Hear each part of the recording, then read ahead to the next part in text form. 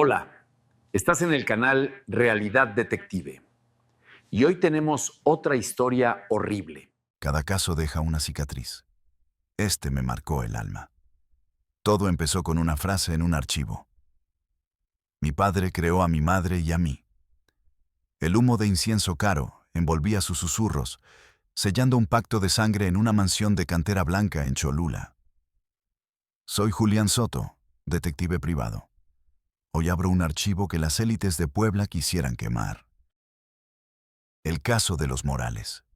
Un clan que usó rituales secretos y relaciones prohibidas como credo.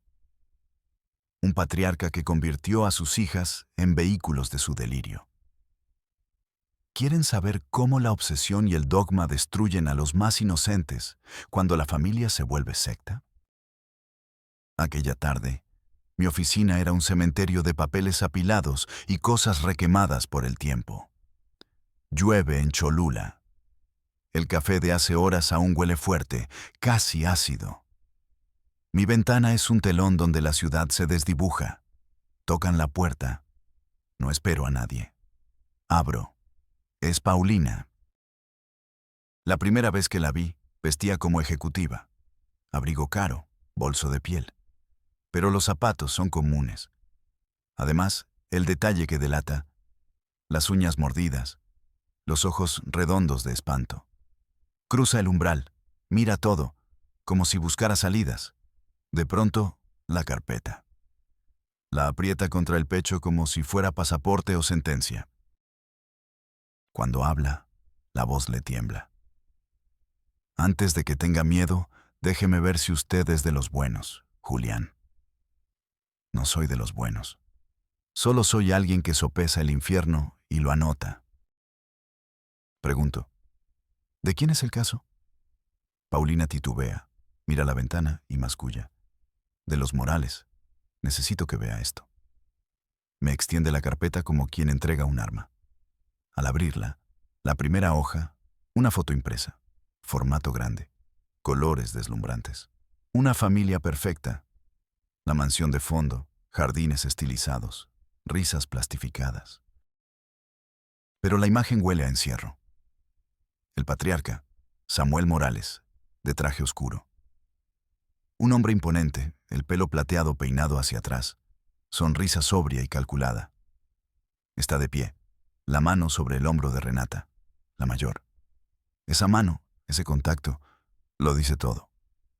No es cariñoso, es una marca de propiedad. Renata no mira la cámara. La luz resalta un tatuaje en su muñeca. Un símbolo, una espiral y una cruz extraña. Camila, la menor, casi se esconde tras los brazos de la madre. Abril, otra hija, el rostro desencajado. Lucía, la madre, tiene una sonrisa que se desmorona en los bordes. Paso hoja tras hoja. Más fotos, algunas del jardín, otras en cenas elegantes. Pero en todas hay grietas. Miradas evasivas, hombros rígidos, gestos congelados. Todo lo que deberían mostrar alegría se convierte en un retrato clínico de la ficción familiar. Paulina saca una hoja extra doblada. Son sus notas, escritas con tinta despareja. Leo despacio. Ritual de pureza cada luna llena. Las niñas no van a la escuela. Médicos y maestros vienen a casa. Nadie sale sin permiso. Samuel controla lo que comen. La madre hace cumplir las reglas. Las niñas no pueden hablar en la mesa sin que él lo autorice. Camila preguntó por la escuela. Samuel la castigó. Nadie mencionó el exterior. Renata llora en la noche. Tiene miedo de su propio hijo. Desconfío de todo, pero los detalles coinciden. La obsesión con el control, el encierro. Pregunto por los rituales. Paulina baja la voz, apenas audible. Lo llaman purificación de sangre. Hay velas, rezos. Samuel dice que si alguna se niega, trae la maldición. Sigo revisando. Hay dibujos de niños. Uno de ellos, el hijo de Renata. Dibuja una casa con barras en las ventanas. Personas sin boca, solo ojos grandes y vacíos. un símbolo igual al tatuaje de Renata, en la esquina. Pregunto, ¿qué sabe usted de ese tatuaje? Paulina responde, lo tienen todas las hijas. Samuel dice que es la marca de los elegidos, anoto cada palabra. Esas marcas pueden ser la clave. Sigo con las fotos. En una cena, Samuel levanta la copa. Renata, a su lado, mira la mesa con los ojos ausentes. Justo en ese momento, su mano toca la de Renata. Ella se estremece. El tenedor cae al suelo, un sonido hueco. Lucía finge que no ve. Camila mira hacia el jardín oscuro. Abril aprieta los puños. En otra instantánea, Renata sostiene a su hijo. Paulina escribe: Renata jamás deja que nadie lo toque. Samuel insiste en bendecirlo con sus propias manos en los rituales. Leo cada frase de Paulina. Su letra se vuelve cuando relata la primera vez que sospechó. Una tarde, Renata tenía moretones en los brazos. Dijo que fue una caída, pero la madre, Lucía, no la dejó salir a recibir visitas durante semanas. El caso se hace más denso. Sigo revisando y obtengo una línea inquietante. Paulina describe: las niñas responden solo a Samuel y Lucía. Al intentar hablar con Camila, miró al suelo y solo susurró: no puedo. Papá escucha todo. La falsedad está en el aire. La mansión, los favores, los secretos bien guardados. El poder de Samuel en Puebla no es solo económico, es ideológico. Todo el que lo rodea parece creerle, protegerlo. Me detengo en una foto nocturna. La familia en el jardín, bajo la luna. Samuel en medio, brazos en cruz, todos alrededor. Renata tiene los hombros caídos, el hijo de ella en los brazos. Un círculo de velas. En la esquina, Paulina anotó: ritual de luna llena. Samuel proclama la pureza del linaje. Lucía vigila. Las niñas repiten rezos hasta caer exhaustas. Siento que el caso se acerca a un abismo. Pregunto a Paulina: ¿por qué usted? Responde con un suspiro: Lucía me fue amiga años. Vi a Renata nacer. Me alejé.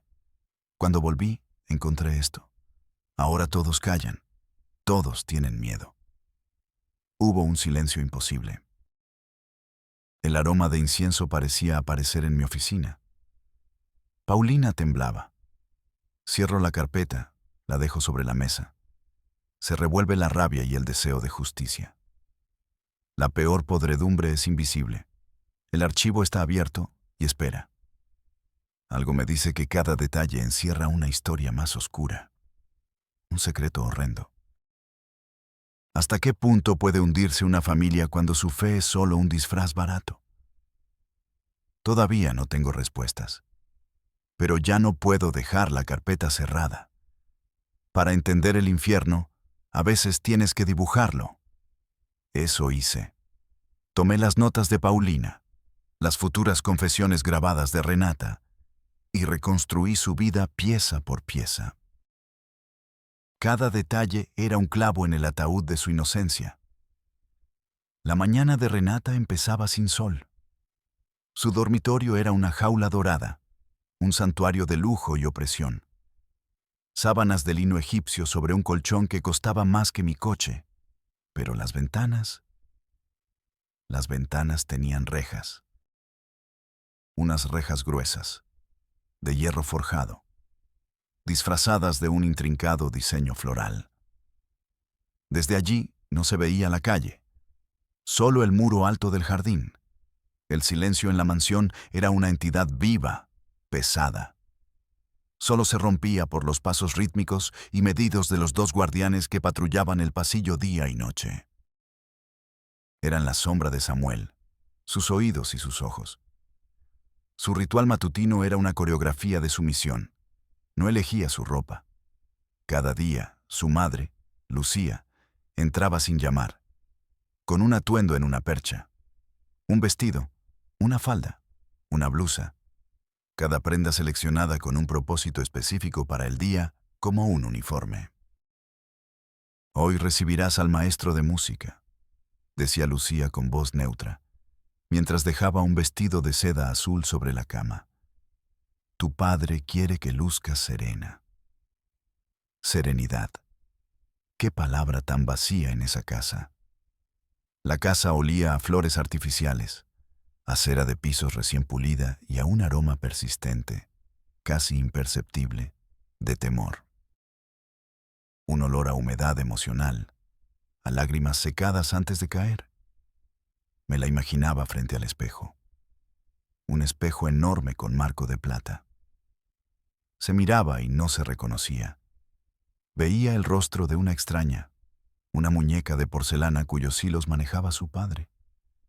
Se arreglaba el pelo, y el gesto de peinarse le parecía ajeno, mecánico. Como si sus manos pertenecieran a otra persona. A veces, en esos momentos de quietud forzada, le llegaban flashes, fragmentos de una infancia que parecía un sueño lejano. Un recuerdo de sí misma a los 10 años, corriendo en el Parque del Carmen, persiguiendo palomas, con su padre sonriendo desde un banco. Una sonrisa que entonces parecía de amor, no de posesión. El recuerdo se cortaba siempre en el mismo punto. Su cumpleaños número 12, el día que todo cambió. El día que los rituales de pureza comenzaron y las puertas del mundo se cerraron para siempre. Sus pensamientos volvían siempre a su hijo, el pequeño Mateo. Vivía en la misma casa, en una habitación contigua. Un niño que jugaba en un jardín cercado, que no conocía a otros niños, que llamaba abuelo al hombre que era su padre. El miedo por él era una corriente eléctrica constante bajo su piel. ¿Qué sería de él? ¿Estaba destinado a repetir el ciclo?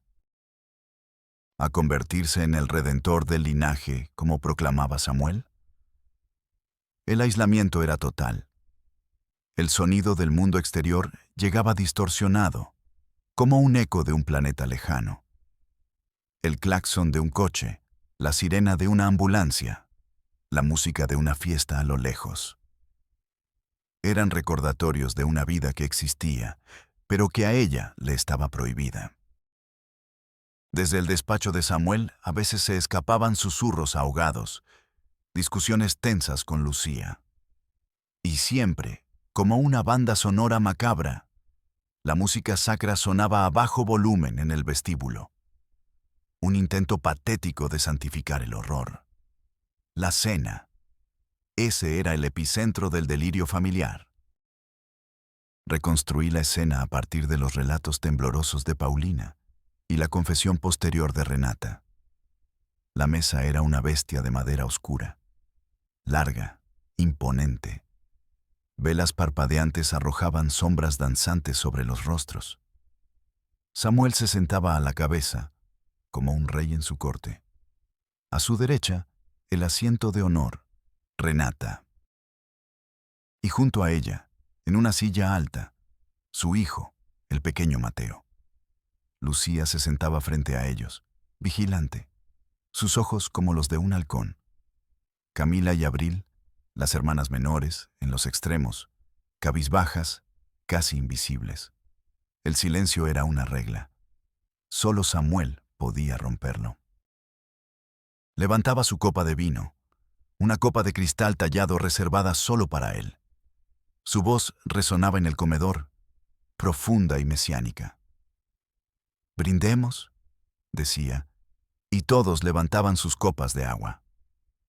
Brindemos por la pureza de los elegidos, por la inmortalidad de nuestro linaje, que sobrevivirá al fin de este mundo corrupto.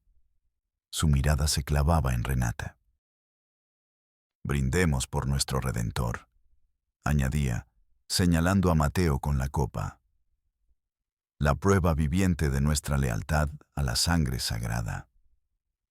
Era en esas cenas donde exponía su dogma retorcido. El mundo exterior era un pozo de podredumbre y pecado.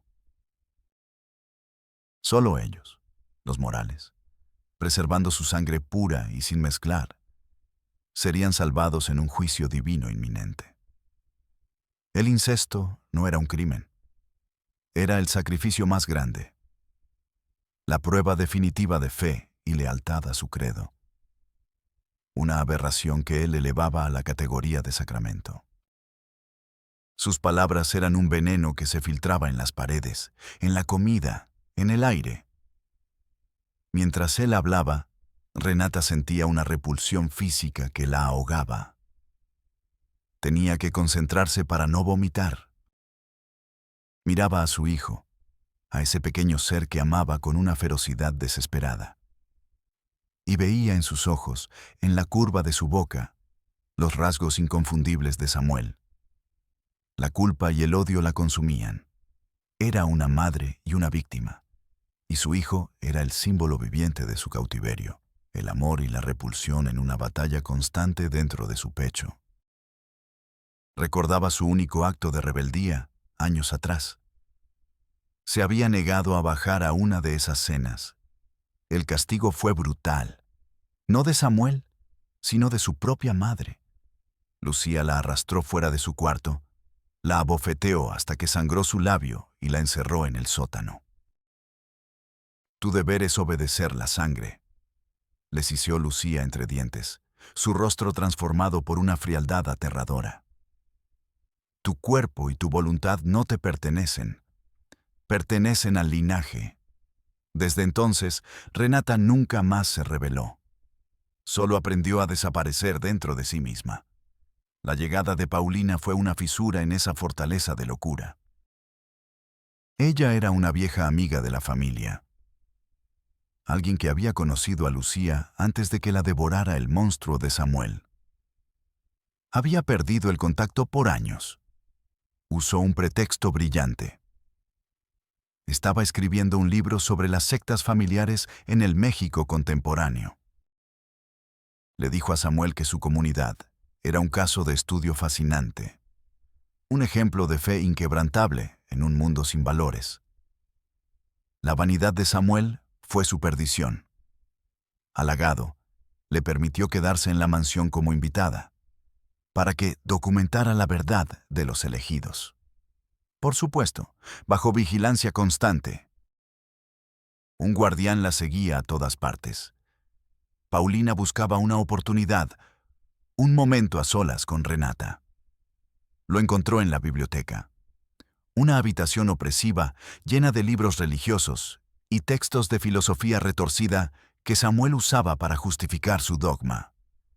Paulina fingía tomar notas, buscando entre los estantes. Renata entró, sigilosa, para buscar un libro de cuentos para Mateo. Sus miradas se cruzaron por encima de una fila de enciclopedias. Fue solo un segundo, pero en ese segundo, Paulina vio todo. No había vacío en los ojos de Renata, sino una súplica muda y desesperada. Un grito de auxilio que no necesitaba sonido. Paulina sabía que tenía que actuar rápido. El guardián estaba en el pasillo, visible a través de la puerta entreabierta.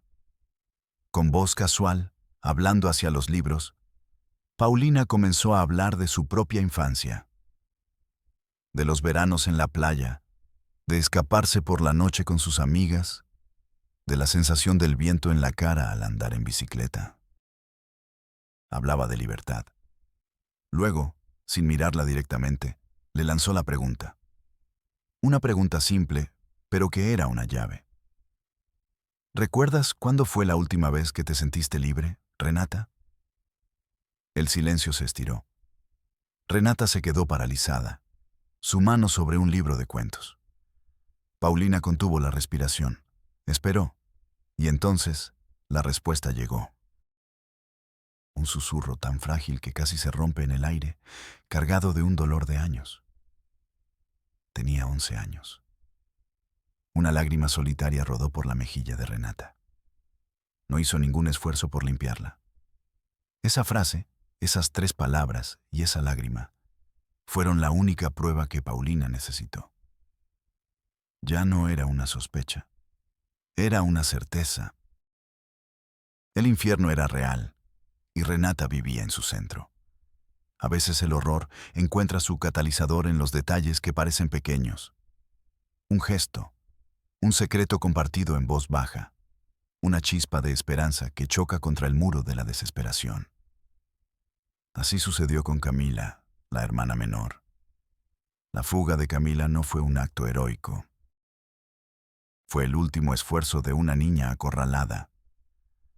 Una súplica silenciosa por salir de esa prisión. Nadie la vio planearlo.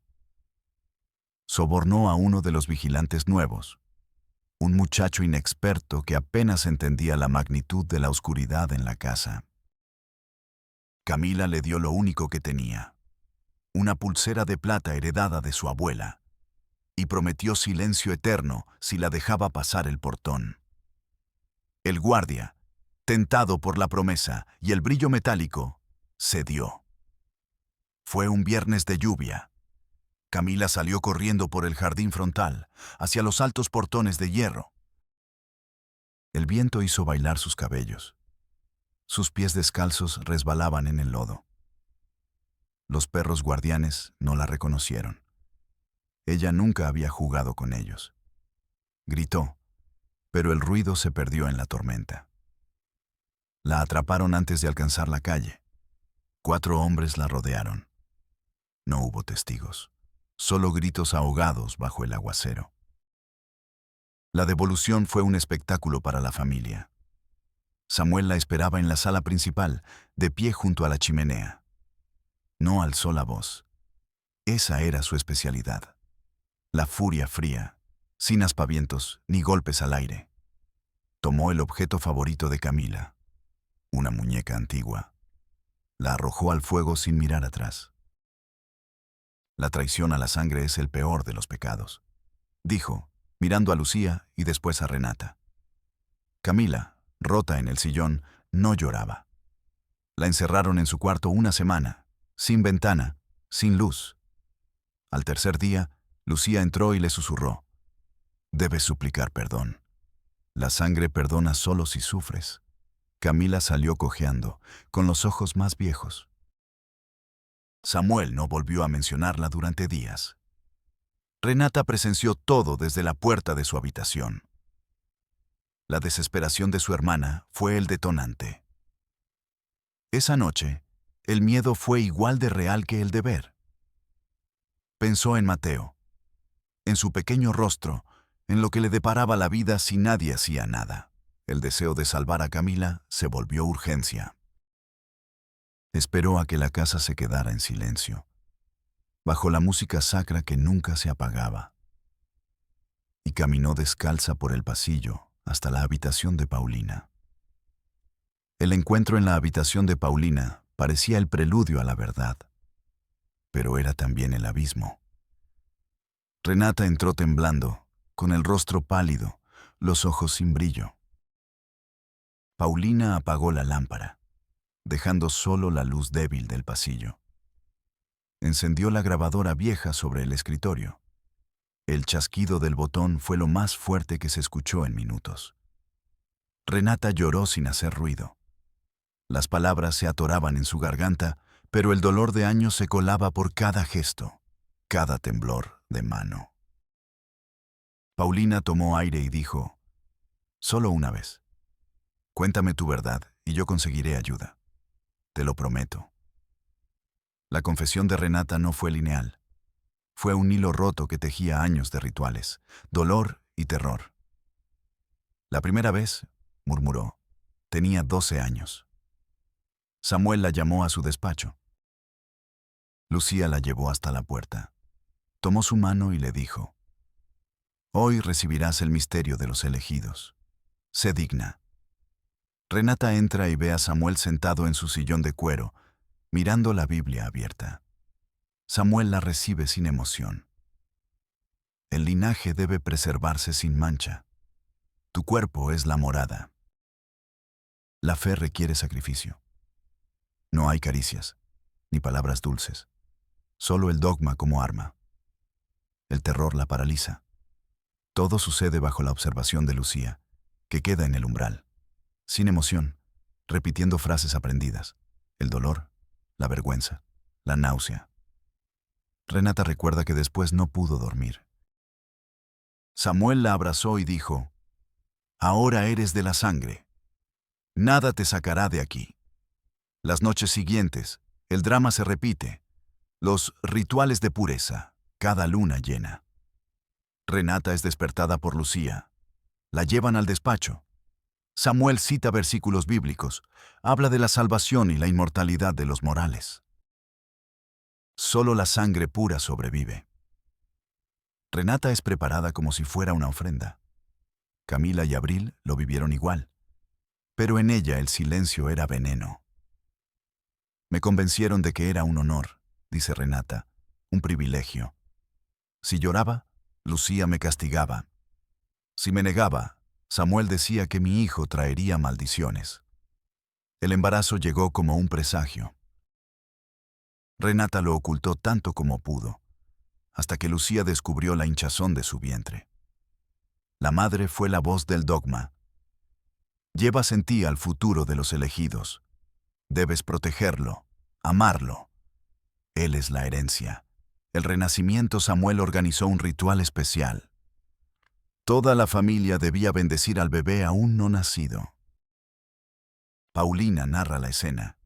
Renata, pálida, en una silla frente a todos. Samuel reza. Lucía guía cánticos.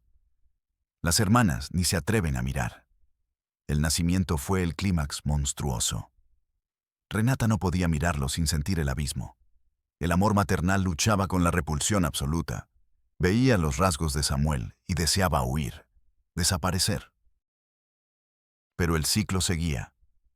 Samuel organizaba rituales para Mateo. Lo presentaba como el Redentor.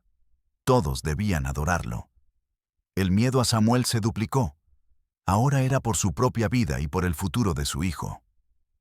Yo, Julián Soto, escuché la grabación en mi oficina y tuve que detenerla. No por el horror, sino por la rabia. La voz de Lucía era lo más aterrador. Su frialdad, su obediencia ciega a ese monstruo. Las madres son los pilares del linaje, decía. Quien se niegue será castigada por la sangre. El relato de Renata se extiende. Desde su infancia convertida en cautiverio, hasta su única esperanza, la llegada de Paulina. Cada palabra es una cuchillada contra la imagen de la familia perfecta. Camila y Abril tenían historias similares, pero ninguna quería confesar mientras Samuel existiera en casa. Paulina toma la grabación y sabe que debe actuar. La confrontación final es inevitable. Samuel está en su despacho, el trono del tirano. Paulina entra, apenas se sostiene en pie. En sus manos, la grabadora. No hay palabras. Solo aprieta play. Deja que la voz de Renata inunde el despacho. Samuel escucha. Cierra los ojos. Se ríe. No se arrepiente. No entiendes el sacrificio de los auténticos elegidos, le dice. Ha cometido un error irreparable. Su amenaza es sutil. Aquí no perdonamos traiciones, Paulina.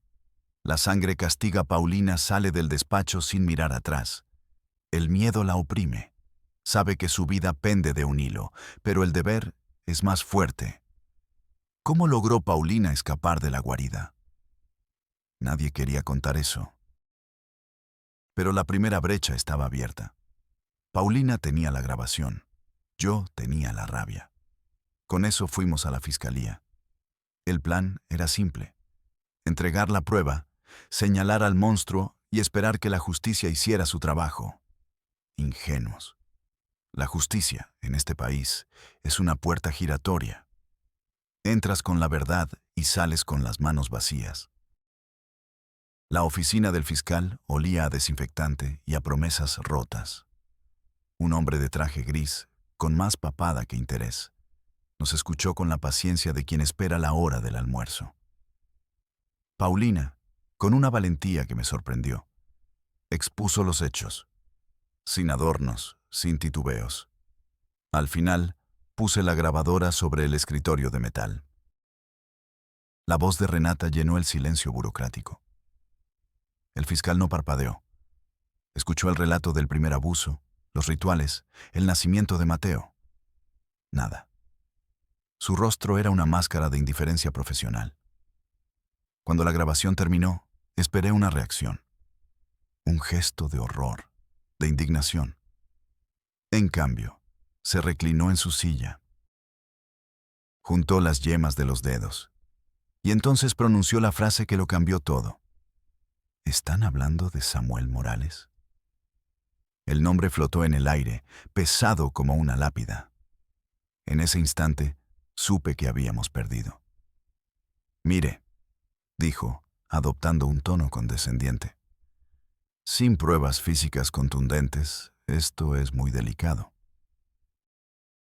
La palabra de una hija emocionalmente inestable contra la de un pilar de la comunidad es un asunto familiar complejo. ¿Asunto familiar? La palabra resonó en mi cabeza como un insulto. El incesto, el abuso sistemático, el cautiverio. ¿Un asunto familiar? Además, continuó, el señor Morales tiene una reputación intachable. Necesitaríamos un examen médico, testigos dispuestos a declarar en un juzgado. Sin eso, mi recomendación es no proceder. Podrían enfrentarse a una demanda por difamación. Mi frustración era un animal enjaulado.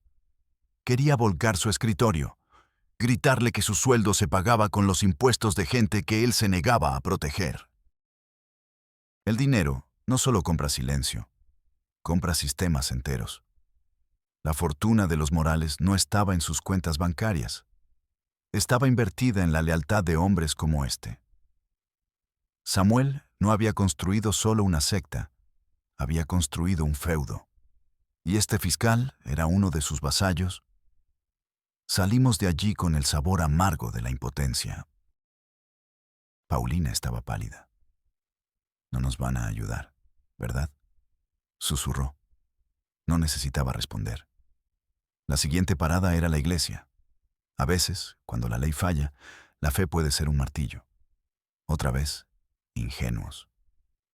El obispo nos recibió en su despacho.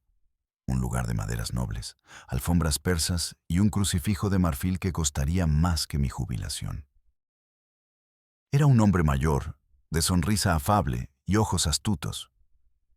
Un viejo consejero de la familia Morales, según mis notas. Nos sirvió té y nos escuchó con una atención pastoral que era puro teatro. Habló de tradiciones familiares muy arraigadas, de la profunda fe de Samuel, de la importancia de no juzgar los caminos del Señor. Defendió a la familia con una elocuencia que daba náuseas. Debemos orar por ellos, por su unidad, concluyó, dándonos una palmadita espiritual en la espalda. Mientras nos íbamos, mis ojos se posaron en una placa de latón brillante, atornillada a la pared junto a la puerta. Era una placa de agradecimiento. El nuevo altar de la catedral, una pieza majestuosa de mármol y oro, había sido posible gracias a una generosa donación de la familia Morales. Ahí estaba, la transacción, un altar a cambio de la ceguera divina. La iglesia no era un refugio, era cómplice. El sistema entero, desde los despachos de gobierno hasta la casa de Dios, estaba al servicio de la secta. El muro no era institucional, era una red de favores, deudas y miedos compartidos. Estábamos solos. Y cuando estás solo contra el sistema, solo te queda una opción: prenderle fuego. Busqué a un periodista, de los de antes, de los que todavía creen que su trabajo es incomodar al poder, no servirle de vocero.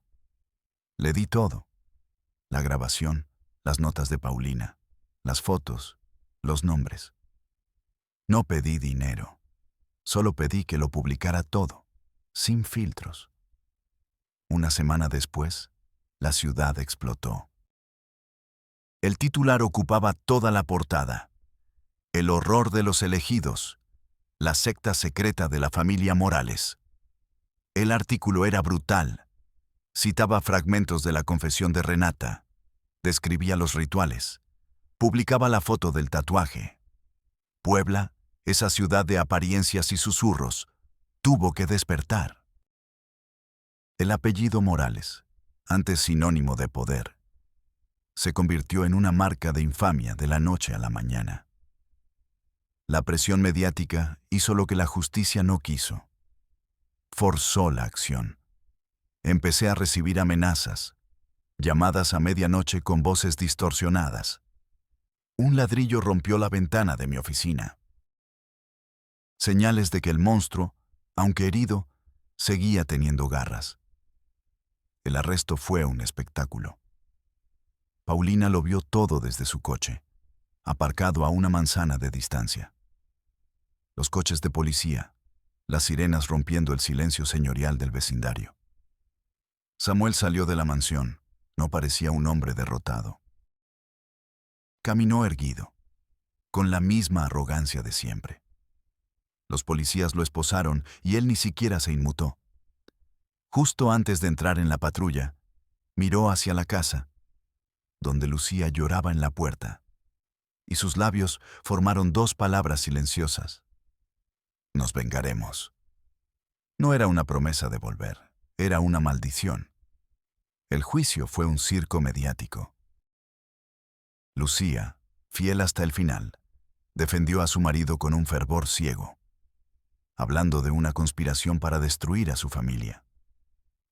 Samuel se mantuvo en silencio, impasible, como un mártir de su propia locura. Pero el momento decisivo llegó con el testimonio de Renata. Subió al estrado. Ya no era la mujer temblorosa de la grabación. Llevaba un vestido sencillo, el pelo recogido, la mirada firme. Cuando el fiscal le pidió que identificara a su agresor, ella levantó la mano, señaló a Samuel y lo miró directamente a los ojos. No había odio en su mirada, tampoco miedo, solo una calma devastadora. Y entonces, con una voz clara y constante que silenció a toda la sala, contó su historia. Desde el principio hasta el final. No lloró, no gritó, simplemente dijo la verdad. Y su verdad, desnuda y terrible, fue suficiente para demoler el imperio de mentiras que Samuel había construido. El apellido Morales se convirtió en ruinas. Samuel fue condenado a pasar el resto de su vida en prisión. Lucía se aferró a su delirio. Abril y Camila fueron puestas bajo la tutela del Estado, iniciando un largo y doloroso camino hacia la recuperación. Y Renata renació. Se mudó a un pequeño departamento en el otro extremo de la ciudad. Consiguió un trabajo modesto en una librería. A veces me envía mensajes cortos, casi telegramas de su nueva vida. Hoy Mateo empezó a ir al kinder. Lloró un poco, pero luego hizo un amigo. Compramos una mascota, un pez dorado. Mateo lo llamó Libre. Y el que guardo con más celo. Hoy mi hijo y yo comimos helado en el parque por primera vez. Se rió. Gracias. Esa risa. Ese es el final del caso. No la sentencia, no los titulares. La risa de un niño en un parque, bajo el sol, sin muros ni rituales. Esa es la única justicia que importa. Soy Julián Soto, y hay archivos que nunca deberían cerrarse.